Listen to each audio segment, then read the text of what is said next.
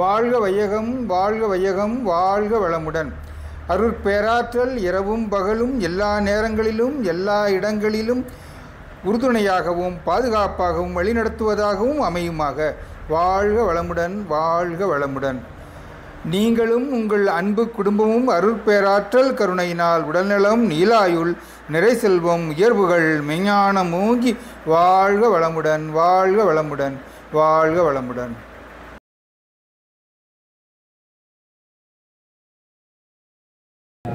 வாழ்க பூமண்டலா, வாழ்க சதுர்த்தி வந்திக.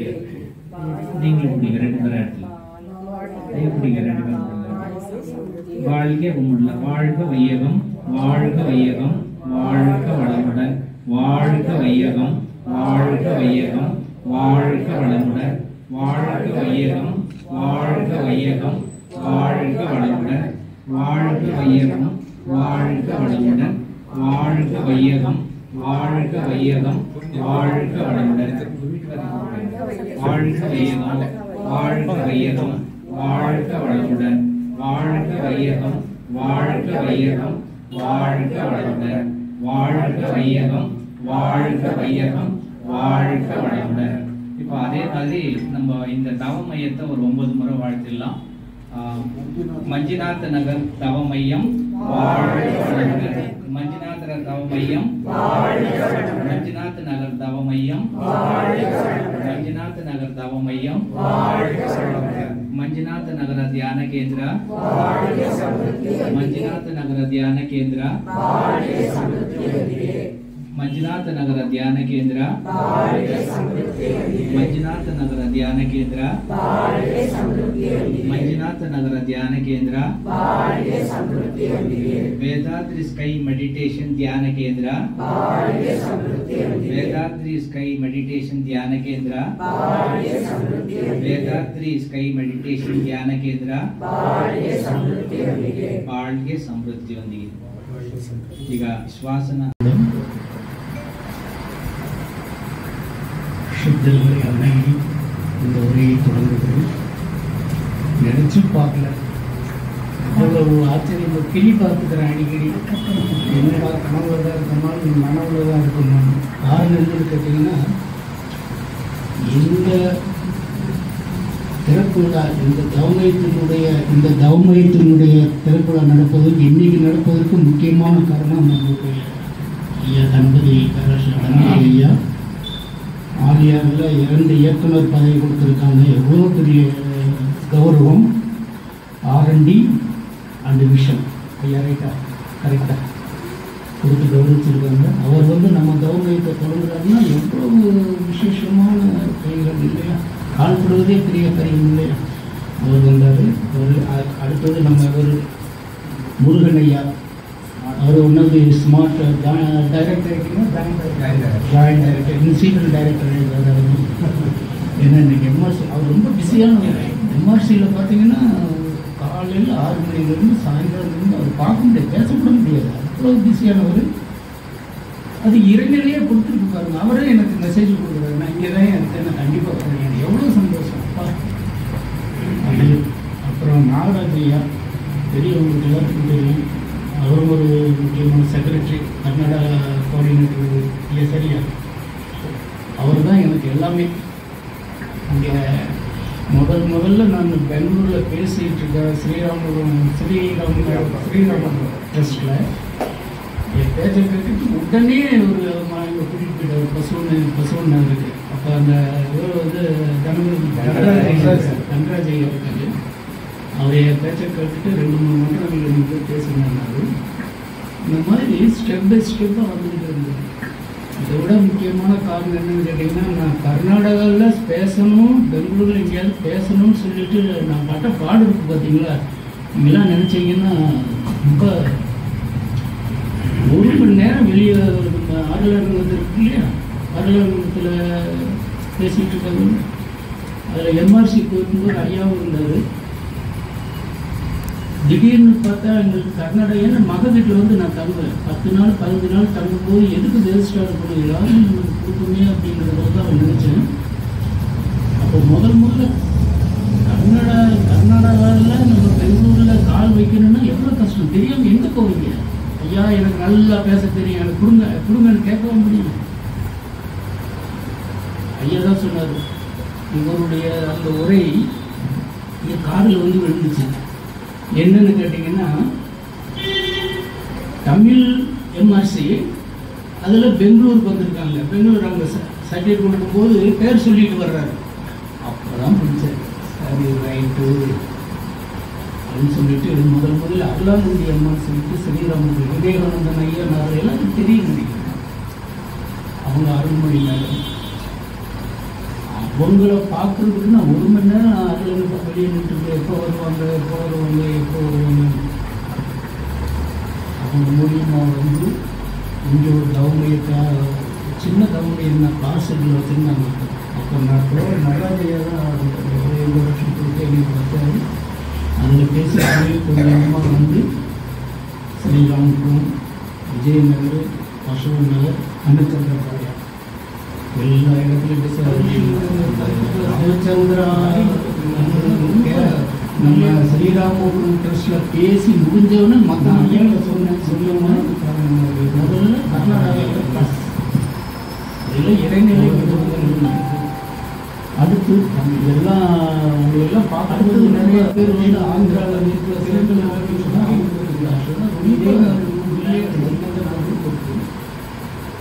நான் ஐயாட்ட சொன்ன பயிற்சிக்கு லேடிஸாக இருந்தாலும் ஜென்ஸில் கர்நாடகாவில் அப்படி வந்தாங்கன்னா சொல்லுவாங்க லேடிஸுக்கு தனியாக ஒரு அடுத்து அந்த மாதிரி அளவு.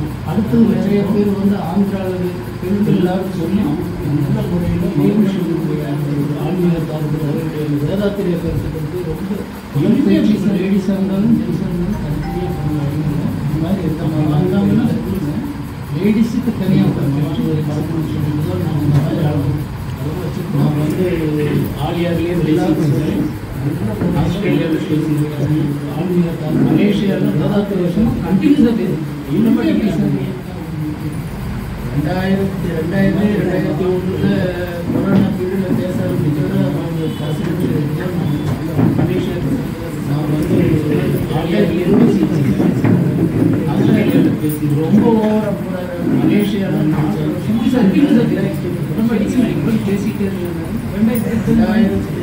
2000 பேசிட்டு இப்போ கேட்ட 50 நாங்கள் 50 வரைக்கும் பேசுகிறது ஆண்டவன் வாயை ஆசைப்படுவோம் இல்லையா? 2000 அப்படி பேசினா ரொம்ப ஓவராக பேசிக்கிட்டே இருந்தது. கர்நாடகாவிலேருந்து பெங்களூர்லேருந்து பொதுவாக கர்நாடகா பேசிட்டு இப்போ கேட்ட 50 நாங்கள் 50 வரைக்கும் பேசுகிறது ஆண்டவன் வாயை ஆசைப்படுவோம் இல்லையா? பேசிட்டு கர்நாடகாவில் ஆதரவு இல்லாமல் அது கர்நாடகாவிலிருந்து பெங்களூர்லேருந்து கர்நாடகாவிலிருந்து எவ்வளோ பேர்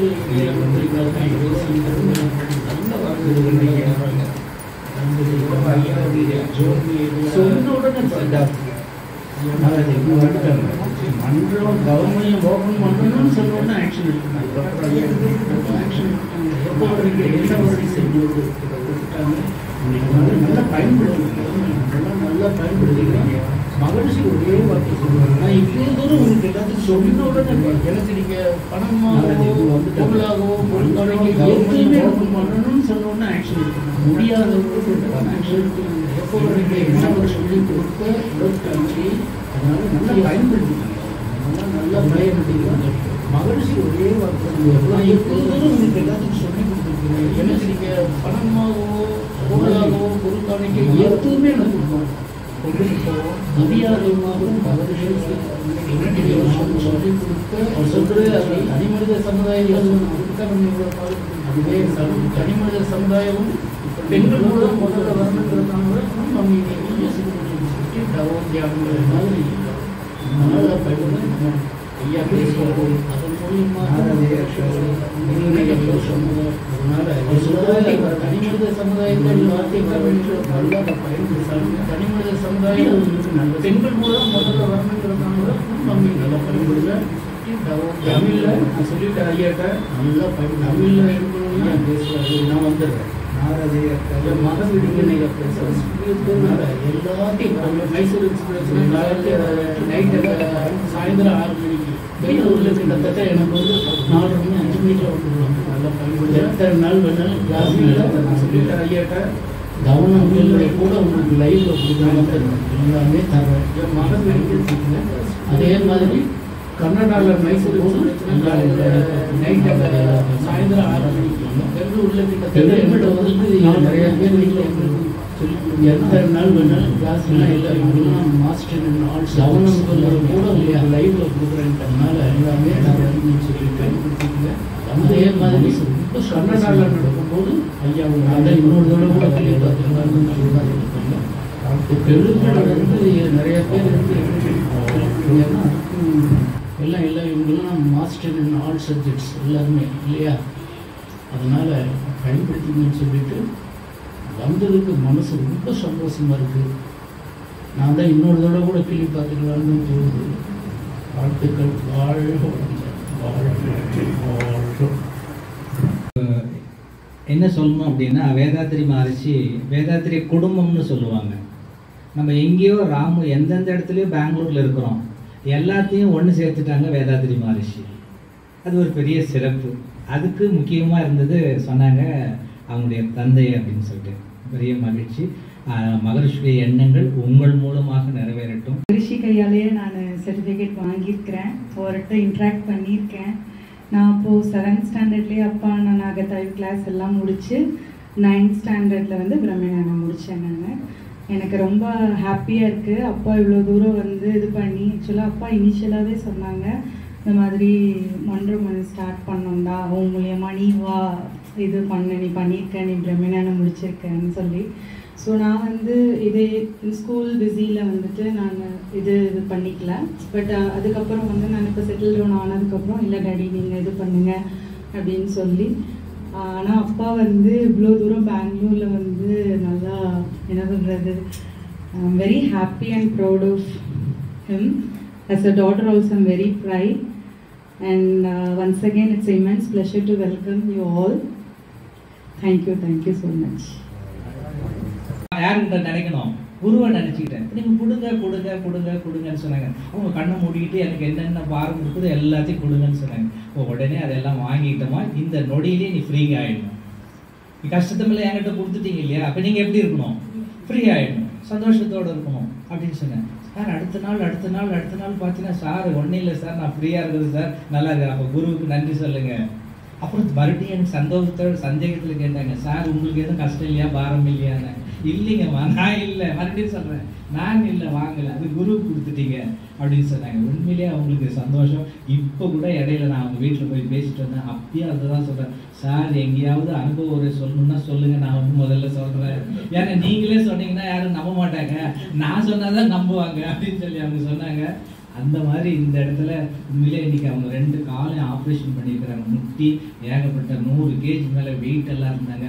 இப்போ அழகாக ஒரு சினிமா பாடல் பாடுற மாதிரி பாட்டை நல்லா பாடுவாங்க. அவங்க கடைசியில் ஒரு பாட்டு பாடி தான் முடிக்க போகிறாங்க, அவங்க குரல்ல கேட்க போகிறோம். அப்படி இன்னைக்கு வாழ்க்கையில் ரொம்ப சந்தோஷமாக இருக்கிறாங்கன்னா அதுக்கு நான் அந்த அன்பொழி புத்தகத்தில் பார்த்து அந்த நிலையில இருந்து அவங்கள ஒரு மாற்றம் வருதுன்னா அப்படிப்பட்ட ஒரு மாற்றத்தை மகரிஷி நம்ம கொடுத்துருக்குறாங்க. உண்மையிலே இதெல்லாம் மிராக்கல்னு சொல்லலாம். நம்ம எல்லாம் வேதாத்திரத்தில் இருக்கிறது பெரிய ஒரு சந்தோஷம். எத்தனை ஜென்மத்தில் புண்ணியம்னு சொல்ல முடியாது. அப்படி ஒரு புண்ணியம் செய்திருந்தால் தான் வேதாத்திரத்தில் வரைய முடியும். இப்போ கூட சமீபத்தில் ஜோனல் மீட்டிங் நடத்தும்போது செல்வா ஹோல்டிங் அவர் தலைவர் செல்வா தான் சொன்னார், எத்தனை ஜென்மம் புண்ணியம் செஞ்சோமோ நம்ம வேதாத்திரத்தில் இருக்கணும் அப்படின்னு. அப்படிப்பட்ட வேதாத்திரத்தில் இருக்கிற நம்ம அனைவருக்கும் குடும்பத்தை பற்றி எந்த பாரமும் இல்லை. நீங்கள் எல்லாரும் இன்னைக்கு இந்த தவ மையம் வளர வேண்டும் என்று அந்த வாழ்த்து கூறியிருக்கிறீங்க. அதுபோல் இந்த மன்றம் நல்லா நடக்கட்டும், அவங்களுடைய குடும்பமும் சிறப்பாக நடக்கட்டும். அருட்பேராற்றல் கருணையினால் அனைவருக்கும் அவருடைய குடும்பத்துக்கும் இந்த மன்றத்துக்கும் நல்ல உடல் நலம், நீண்ட ஆயுள், நிறை செல்வம், உயர் புகழ், மெய்ஞானம் ஓங்கி வாழ வேண்டும் என்று வாழ்த்தி நிறைவு செய்கிறேன். வாழ்க வளர்க. விஜயலட்சுமி மேடம் சரியா சொன்ன. ஆனாலும் அந்த அம்மா ஒரு அம்மா வந்ததுனால நீங்கள் எந்த மாதத்தில் கட்டுறீங்களோ உங்களுக்கு முன்னாடி எத்தனை பேர் கட்டியிருக்காங்களோ அவங்களுக்கு ஒரு மாதமும் நான் கொடுத்துட்றேன். யார் பண்ணணும் நான் நிற்க வைக்க மாட்டேன். நீங்கள் சந்தோஷமாக போங்க. ஃபஸ்ட்டு எல்லோரும் ஒருத்தர் கொடுத்தேன். அவங்க ஒருத்தர் வந்து ஐயோ யாருமே இந்த மாதிரி பணம் வாபஸ் கொடுக்க மாட்டாங்க இல்லையாம்மா, நீங்கள் கொடுக்குறீங்களே, இந்தாங்க உங்களுக்கு ஒரு 1000 ரூபாய் ஒரு புடவை எடுத்துக்கோங்க. அப்போ எவ்வளோ சந்தோஷமாக இருக்குது பாருங்கள் சார். என் கஷ்டம் எவ்வளோ சீக்கிரம் முடிஞ்சதுன்னா அவ்வளோ சீக்கிரம் நான் முடிச்சுக்கினேன். ஒரே ஒரு 2-3 வருஷத்தில் 22 லட்சம் சார். எனக்கு 1 ரூபா 2 ரூபா இல்லை, எல்லா கடனையும் நான் தீர்த்துட்டேன். அது நாகராஜ் சார் நான் எப்பவுமே நினச்சிக்கிறேன், எந்த நேரத்தில் அவர் கேட்டாரோ அந்த நேரத்தில் நான் அவருக்கு வாக்கு மாதிரி தான் கொடுத்தேன். எல்லாரும் அமைதியாக 1 ரூபா ஒருத்தருடைய வாசலில் நிற்கல, எல்லாருக்கும் நான் பணம் கொடுத்தேன். எவ்வளோ சீக்கிரம் முடிஞ்சதோ எப்படி பணம் வந்ததோ எனக்கு கண்டிப்பாக தெரியாது சார். என் பணத்தை தீர்த்துட்டு இப்போ வந்து ஏதோ ஒரு வீடு வாங்கிக்கிறேன். எனக்கு இருக்கிற பணம்லாம் மக்களுக்கு கொடுக்கணும் இல்லையா, நம்ம வச்சுக்கணும். அப்படி வேதாத்திரி வழியில் நம்ம இருக்கும்போது சத்தியத்துக்கு கட்டுப்படணும் இல்லையா, நாம் அவங்கள ஏமாற்றிட்டு அவங்க மனசை துன்புறுத்தக்கூடாது அப்படின்னு நம்ம படிச்சுட்டு மறுபடியும் அவங்கக்கிட்ட அவங்க மனசை துன்புறுத்திட்டு அந்த பாவ பதிவுகள் எல்லாம் என் பெண்ணுக்கு வரக்கூடாது அப்படின்னு நான் நினச்சி ஒரு மாதத்துக்கும் நான் எந்த ஆஸ்தி வச்சுக்கல. லாஸ்ட்டில் நான் இருக்கிற பணம்லாம் ஜனங்களுக்கு கொடுத்துட்டு ரிட்டையர்ட் ஆனதில் நான் ஒரு வீடு வாங்கிக்கிறேன். அதில் நான் சந்தோஷமாக வாழ்கிறேன். எந்த கடனும் இல்லை. எனக்கு வந்து மடகரிஷியை தான் நான் சேவையிலேன்னு காத்திருந்தேன். அது கூட எனக்கு கொடுத்துட்டாரு சார். பக்கத்துலேயே இந்த சேவை நான் செய்யறதுக்கு தயாராக இருக்கேன். நான் மனசு ரொம்ப சந்தோஷப்படுறேன். சார் வந்து என்னை கேட்டபோது எனக்கு ரொம்ப சந்தோஷம் ஆச்சு சார். ஆத்மாவிலும் வேதாத்திரி மகரிஷியுடைய சார் சொன்ன மாதிரி வேர்த்தூண்கள் எல்லாமே நம் வேர்த்தூண்களாக இருந்து இந்த யோகா என்ற இந்த கலையை வேதாத்திரி மகத்துவத்தை மேலும் உயர்த்த வேண்டும் என்று என் மனதார நான் நேசிக்கிறேன். அதே போலவே எல்லோர் உள்ளங்களிலும் இதே மேல் நாம் மன்றத்தில் வருபவர்களுக்கும் நம்முடைய வேதாத்திரி தத்துவங்களை எடுத்து சொல்லி அவர்களை மேலும் இந்த கலையை மேம்படுத்தி அவள் உடலும் ஆரோக்கியமும் நல்முறையாக இருக்க வேண்டும் என்று அவர்களுடைய குடும்பங்களுக்கு நம்முடைய சேவைகளை சேர்ப்போம் என்று இந்த மன்றம் மேலும் உயர வேண்டும் என்று வாழ்த்துகிறேன். வாழ்க வளமுடன். வந்திருக்கீங்கன்னு நினைக்கிறேன் நிறைய பேர். எனக்கு மனசுக்குள்ளேயே ஒரு கவலை என்னென்னா, உங்களெல்லாம் சீக்கிரம் சன்செட் ஆகிறதுக்குள்ள அனுப்பிச்சிடணும் அப்படிங்கிற ஒரு எண்ணம் மனசில் இருக்கிறது.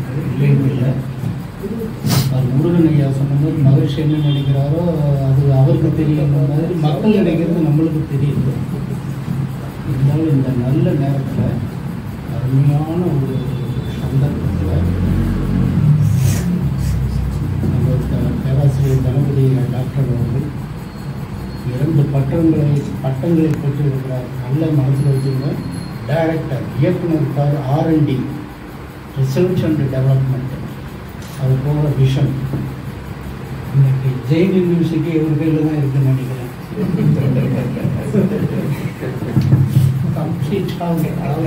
இவர் கையில், அவர் குடும்பத்து கையில் இருக்கு.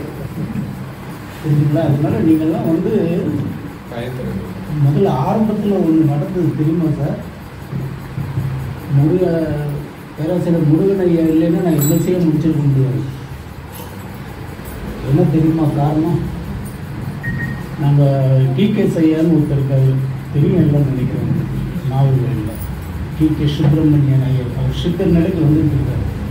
நம்ம அருமையான அவர் ஒரு பற்றம் நடத்தும் போது நாங்கள் போயிருந்தோம்.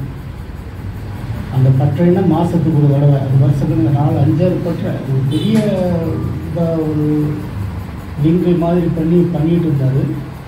அதில் போகும்போது தான் ஒரு அப்ளிகேஷன் பார்த்த உடனே என்ன ஆகுதுன்னா, நான் ஏற்கனவே பிகாம் ஸ்டூடெண்ட்டு, ஆர்ட்ஸு, இந்த எம்ஏ பிஏ இதெல்லாம் கொஞ்சம் என்னடா ஒரு சயின்ஸில் எனக்குமே ஒரு ஆர்வம், இது ஒரு ஆசை உண்டு எனக்கு. இது எம்எஸ்சின்னு சொல்லி அப்போ மனோன்மணி யூனிவர்சிட்டி திருநெல்வேலி, அங்கே தான் முதல்ல எம்எஸ்சின்னு வச்சு யோகான்னு சொன்னார். நான் கேட்டேன், எம்எஸ்சி நான் படிக்கட்டுமா சார்னு. அப்போ நான் பேர் அருள்நிதி தான், மகிழ்ச்சி கையால் அருள்நிதி. நான் என்னுடைய மனைவி உங்களுக்கெல்லாம் அறிமுகப்படுத்துன்னு நினைக்கிறேன். அவங்களுக்கு கூட்டு வர முடியுமாம்மா? அதனால் அந்த எம்எஸ்சி வாங்குறதுக்கு வேண்டி அந்த ஆசைப்பட்டு படித்தேன். அதுக்கு முதல்ல ஒரு வார்த்தை சொன்னார் பாருங்க, நீங்கள்லாம் படிக்கணும், நீங்கள்லாம் எவ்வளவோ இடம் கொடுத்து வச்சு நல்லா வளர்த்திருக்கீங்க. நீங்கள்லாம் படித்து வந்தீங்கன்னா எவ்வளோ பேர்த்துக்கு நீங்கள் ஞானம் கொடுக்கலாம். சாதாரண பொருள் கொடுத்துருக்கீங்க, இப்போ ஞானத்தை கொடுங்கன்னு சொல்லி சர்வீஸ் பண்ணுறதுக்கு ஆளே இல்லை அப்படின்னாரு. எம்எஸ்சி முடிச்சு வா இதுவா வா சும்மா நான் இவ்வளோ தூரம் எம்எஸ்சி முடித்து எல்லாம் பண்ணி உங்கள் முன்னாடி இவ்வளோ தூரம் நிற்கிறேன் அப்படின்னா காரணம் படிப்புக்கு முருகன் ஐயா. என்னுடைய சத்துக்கு யாரும் வேணும்ல, வாழ்க்கை துணைவி. ஏன்னா சொல்லுவோம், நம்மெல்லாம் நிறைய சொல்லுவோம். என்ன நம்மெல்லாம் என்னென்னு சொல்லுவோம்னு கேட்டிங்கன்னா என்னமோ இல்லை அறிவு தான் காரணம், அறிவு தான் காரணம். அறிவு நல்லா வளர்ந்தா சத்து முதல்ல வேணும் இல்லையா?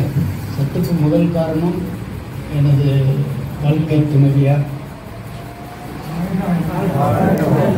இவருடைய அப்பாவுடைய அந்த வகைகளில் வந்து அந்த ட்ரஸ்ட்டு தான் இன்னைக்கு சாத்தூரில் வந்து 3000 ஸ்கொயர் ஃபீட்டில் கட்டடமாக இருந்து ஜோன் அங்கே தான் இயங்குது, மன்றம் அங்கே தான் இயங்குது.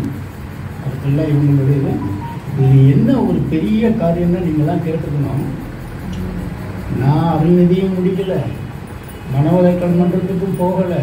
ஆனால் நான் கடையில் உட்காந்துருப்பேன். நான் வெளியே பிஸ்னஸுக்கு போனால் இவங்க தான் கவனிப்பாங்க. நான் கடையை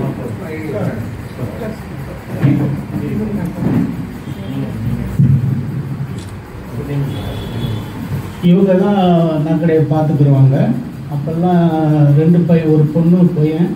குறிஞ்சி வந்து 12 வருடங்களுக்கு கழிச்சு பிறந்ததுனால குறிஞ்சி மலர் அப்படின்னு பேர் வச்சோம். மகரிஷிகிட்ட சர்டிஃபிகேட் வாங்கும்போது கூட அவர் சர்டிஃபிகேட்டை பார்த்து இங்கே வாங்கி கூப்பிட்டாரு. மகரிஷி என் மகளை, குறிஞ்சின்னா உனக்கு என்னன்னு தெரியுமா அப்படின்னாரு. அருமையான பேர், எனக்கு பிடிச்ச பேர் இருக்கு, நீ வச்சிருக்க அப்படின்னு சொல்லி அப்போவே ஒரு அந்த ஆசீர்வாதம்.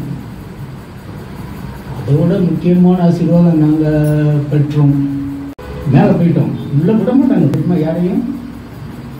அவர் 4:30 மணி ஆச்சுன்னா அந்த சர்க்கிள் வருவார்.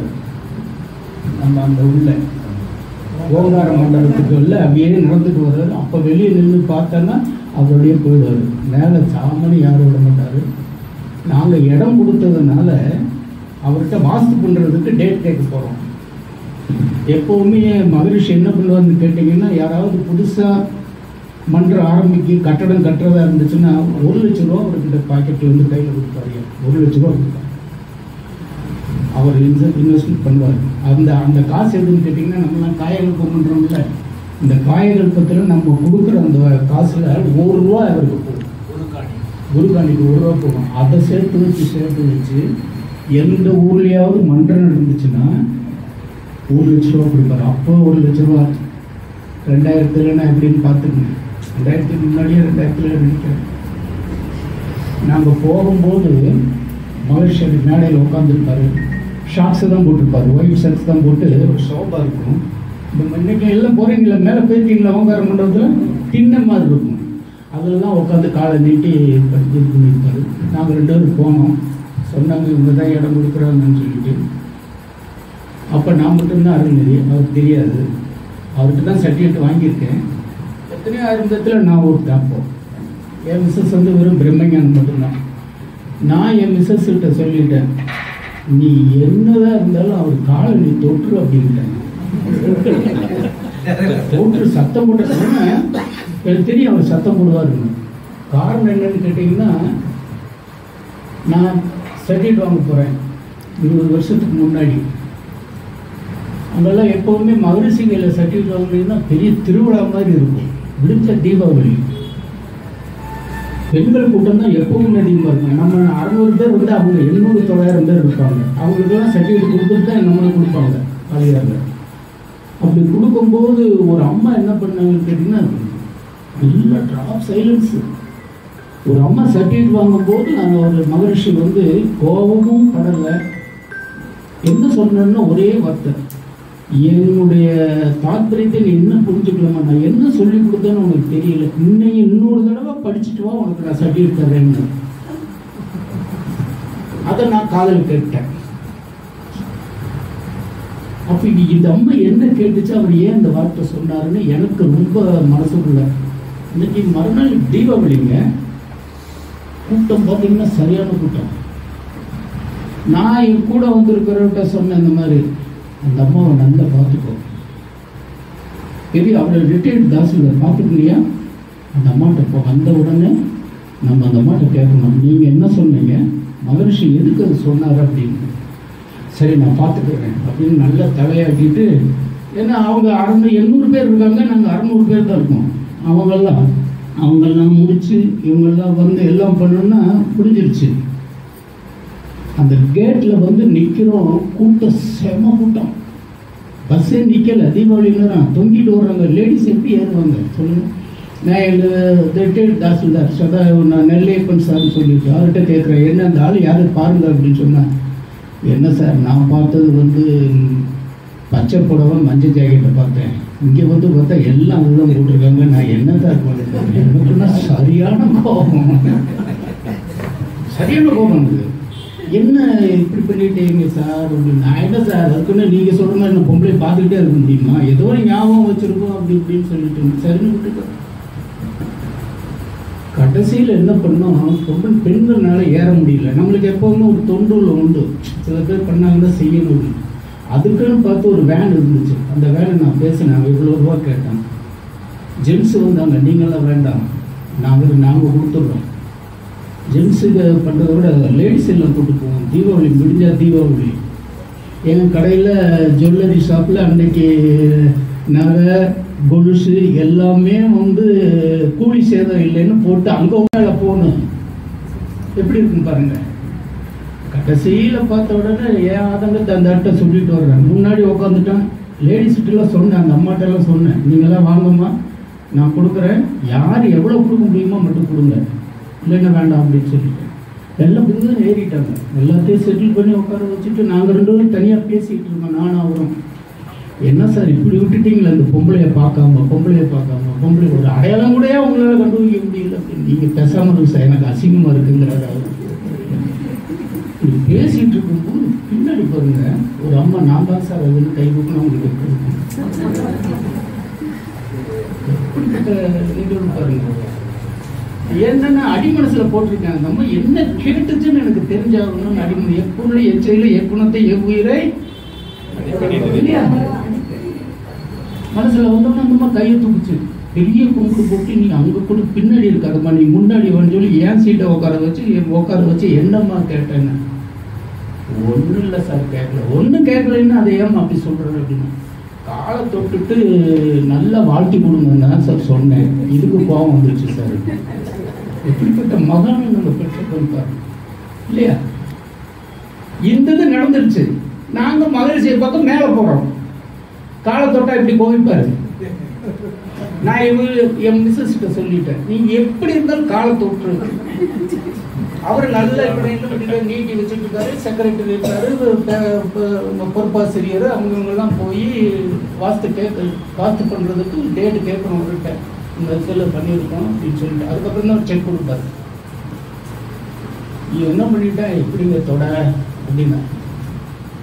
அதாவது நம்ம வந்து அவர் என்ன நினைச்சிருப்பார், நான் ஆசிரியர், இவங்க பிரம்மஞானம் முடிச்சிருக்காங்க, அவருக்கு என்ன தெரியவா போகுது இல்லையா.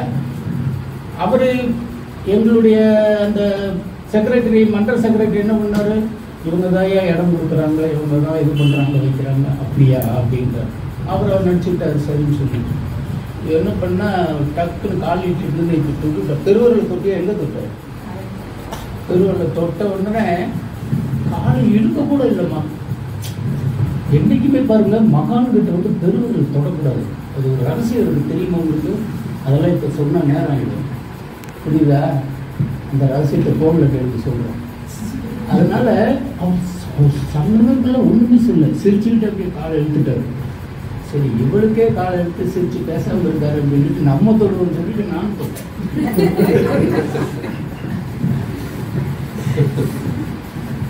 ஒன்றும் சொல்லலாம், அப்படியே சிரிச்சுட்டு பேசாமல் இருக்காரு. ஆனால் 2 அனுபவங்கள் நிறையா இருக்குது. முருகனையா எனக்கு முன்னாடி சீடுகிறவர் சர்டிஃபிகேட் கொடுக்குறாங்க, அனுபவோட பேசணும். அதில் பெருமாள் ஐயா தான், அப்போ பெருமாள் ஐயா அவர் தான் செலெக்ஷன் பண்ணுறாரு. நான் வந்து பேசிகிட்டு இருக்கும்போது கடைசி நான் கூட வந்தது நீ பேசு கேளு செய்யல அப்படின்னு. அப்போ மகிழ்ச்சி இருக்கார். சரி அனுபவம் செலக்ட் ஆகிட்டேன். கடைசியில் பேசி அவர்கிட்ட சொன்னேன், ஐயா எனக்கு 1 நிமிஷம் 2 நிமிஷம்னு சொன்னால் நான் வரல மேடைக்கு, எனக்கு யாரை விட்டுருங்க என்னத்தை பேசுறது அப்படின்னு சொல்லிட்டு எனக்கு அட்லீஸ்ட் ஒரு 5 நிமிஷம் போது கொடுங்க அப்படின்னாரு. என் பேச்சை கேட்டுட்டு அவர் அப்போவே நீங்கள் கடைசியில் பேசுங்க 5 நிமிஷத்துக்குள்ள முடிச்சிருங்கன்றார். அன்னைக்குன்னு பாருங்க நம்மளுக்கு ஒரு சோதனை. இந்த சினிமா டைரக்டர் எஸ்பி முத்துராமன் இருக்காருல்ல, அன்னைக்கு அவர் வந்துருந்தார். அவர் எதுக்கு வந்தாருன்னா எங்களுக்கு இன்னும் தெரியாது. தனியாக ஒரு உட்காந்து கார்டனில் வந்து பேசிகிட்டு இருப்பார். கடைசியில் அவருக்கு முன்னாடி அவர் தான் கடைசியில் பேசணும், அவருக்கு முன்னாடி நீங்கள் பேசுறீங்க அப்படின்ட்டார். இதுதான் மகிழ்ச்சி பக்கத்துலேயே. இப்போ இதெல்லாம் எனக்கு கிடைக்குமா? அதெல்லாம் ஒரு பொறுப்பினை அப்படின்றாங்க தமிழில். அந்த மாதிரி இவ்வளோ ஒருக்கு சொன்ன உடனே டாக்டர் வந்து சர்ஜரி நம்ம பண்ணிக்கிடுவோம், எந்த இது சொல்லலை, பண்ணிடுவோம் செஞ்சிடுவோம் அப்படின்னாங்க. அதனால் அவங்களுக்கு தான் சொல்லணும். இதோட முக்கியமான காரணம் நான் ஏற்கனவே அவர் சொன்ன மாதிரி இந்த மன்றம் ஓப்பனாக இருந்தால் கர்நாடகாவில் பண்ணுறோம். கர்நாடகத்துக்கு தலைமை வேணும்ல இல்லையா, முக்கியமான ஆள் வேணும்ல அப்படின்னாரு. ஐயாட்ட டைரக்டர் டாக்டர் ஐயாட்ட டபுள் டக்கர் மாதிரி டபுள் டைரக்டர் எவ்வளோ உயரம் இல்லையா, அவர் வேணும் அப்படின்னு. அவரு கிடைக்கிறதே கஷ்டமாச்சே, இருக்காரா என்ன எல்லாத்தையும் 2-3 வாரம் காத்திருந்தேங்க. சாத்தூர்லேருந்து வந்து பெங்களூருக்கு வந்து 3 வாரம் காத்து. இப்போ வந்து போன 1ஆம் தேதி வந்து இன்றைக்கி எத்தனாம் தேதி பாருங்கள். ஐயா சொன்னார் நான் சண்டேனா எல்லோரும் வருவாங்கன்னா ஐயா டேட்டு கிடைக்கல. எப்போ வேணாலும் சரி, அது நல்ல நேரமோ கெட்ட நேரமோ எது பற்றி எனக்கு கவலை இல்லை. ஐயா வரணும், வந்து அவர் வேலை திறந்து வைக்கணும்னு ஒரு சங்கல்பம் சொன்னேன். வந்துட்டாங்க. அதே மாதிரி நான் எதிர்பார்க்காத ஐயா யாரு அழைக்காத விருந்தாளின்னு சொல்லுவாங்க. ஆனால் அதெல்லாம் நம்ம நினைக்கிற அந்த வார்த்தையை அதெல்லாம் வந்து தெய்வத்தினுடைய செயல். அதெல்லாம் இறைநிலையுடைய செயல். ஆழியாரே இங்கே வந்தாச்சு. அதான் அவரு நான் ஃபேஸ்புக்ல போட்டுட்டேன். இவரு கூட கேட்டாரு, என்னையா நீங்க தவமையை ஓப்பன் உலகம் பூரா அப்படின்னு போன்ல அப்படின்னு சொன்னோன்னே நான் எல்லாத்துக்கும் ஃபேஸ்புக்கில் போட்டேன். அவர் உடனே கொடுத்துட்டாரு. நானும் ராமமூர்த்தினார் பக்கத்தில் தான் இருக்கேன். உடனே வர்றேன்னு சொன்னோன்னே எனக்கு அனுப்புனாரு. நான் சொன்னேன் நீங்கள் வர வேண்டாம், நானே உங்களை வந்து நாளைக்கு கூட்டிகிட்டு வந்துடுறேன்னு சொல்லிட்டு இதெல்லாம் ஏற்பாடு. ஆனால் அவரை நான் கூப்பிட போனதுனால 2-3 பேர்த்த வெளியே நிற்க வைக்க வேண்டியது இருந்துச்சு. ஐயா ஒருத்தர், இன்னொரு சுப்புலட்சுமி அம்மா வெளியே நின்றுட்டு இருந்தாங்க. உடனே ஃபோன் அடித்து போய் சாவியை போய் தந்து உள்ள உட்கார இடம் வளர்த்துருந்தாங்க. அந்த மாதிரி ஆர்வமுள்ள வந்து நீங்கள் நான் மன்றம் ஓப்பன் பண்ணணும்னு சொன்ன உடனே நாகராஜ் ஐயா எவ்வளோ பெரிய நன்றி சொல்லணும். உடனே இம்மிடியட்டாக அடித்து அவருக்கு அடுத்த லைனில் வந்துட்டாங்க. எப்போன்னாங்க, இந்த ஏப்ரலில் வரேன் நான் வந்துடுறேன் அப்படின்னு சொல்லி ஏப்ரலில் வந்தோம் கொடுத்தோம். இந்த கண்ணன் ஐயெல்லாம் ரொம்ப அவரெல்லாம் நாம் இதுக்கு முன்னாடி பார்த்தது கிடையாது. ஏன் உங்களை கூட நான் நிறைய பார்த்தது கிடையாது இல்லையா. எவ்வளோ நன்றி சொல்லணும். ஐயெல்லாம் நான் போய் பசுவன் நகரில் போய் நான் எடுக்கும்போது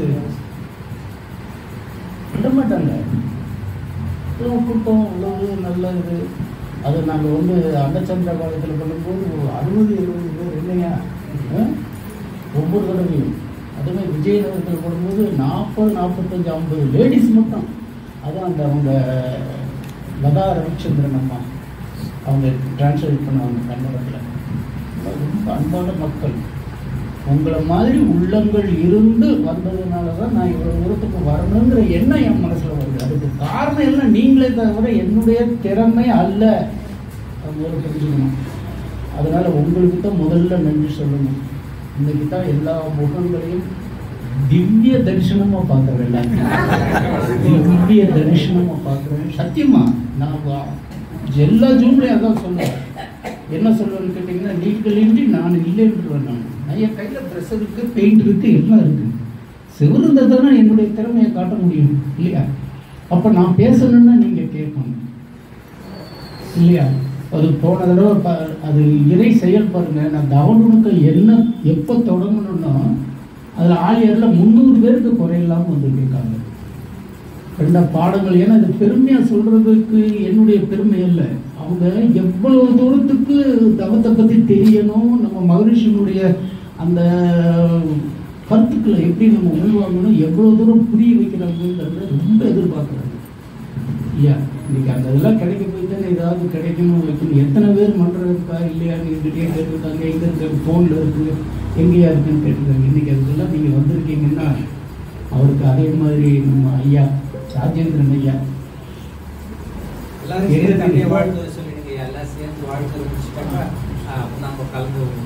புரியுதுங்களா?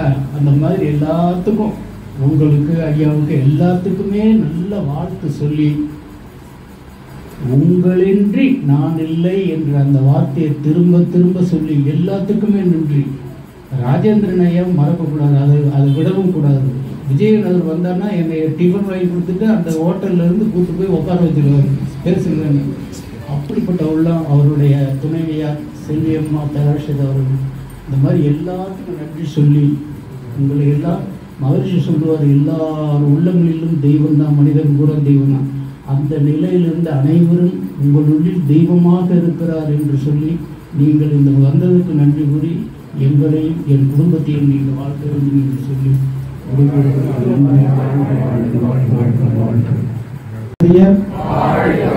அவர்களுடைய அன்பு குடும்பம், அவர்களுடைய குழந்தைகள், அவர்களுடைய தந்தை தாய் தந்தையர், இங்கு வரக்கூடிய அனைவருக்கும் உடல் நலம் மனநலம் சிறப்பாக கிட்டட்டும்.